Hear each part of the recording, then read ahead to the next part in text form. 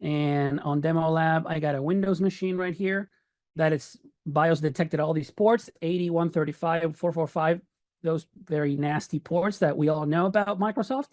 We don't want to enable those.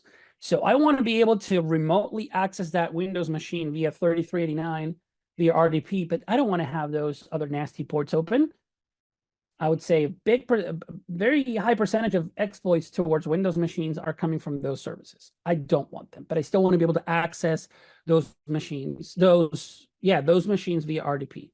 So I put the assets behind microsegment, so they are invisible on the local network. And then I only allow a very granular access via layer 2, 3, and 4 with BIOS to be able to use RDP. If I shut it down, let me show you.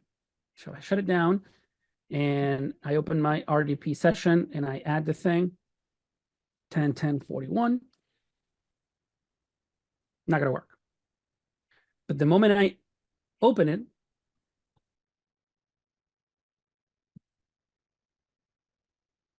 and now I can work. Administrator. And I log in. And you're going to see the same thing if I open up. If I open up, I'm going to make the window smaller so it's easier to manage. If I open up a command prompt and I ping, whoops, then you're not going to get anything. Think of all the functionalities that you have for which you don't need internet access. WSUS, file servers, data servers, streaming services, anything that you use normally within your network. Those devices, especially the servers, don't really need to be exposed to the internet. So why would they? And this you can accomplish very easily with our solution. And if you want to change that dynamically for either 5 minutes or 5 days, or for whatever reason, then you can click 2 buttons, three buttons, change it, do what you need to do, and then bring it back to a safe position without having to go on site, without having to pick up the phone and call someone to start switching cables or opening up local firewall ACLs, et cetera, et cetera. You do it from here, do what you got to do, and then shut it down, and then you're done. So the attack surface goes down significantly to a tiny thread of both time and space for the attack surface itself. And then it's a clean back and forth. I think what's important to note here, Matias, is there's 3 subjects or 3 topics here that are being addressed simultaneously.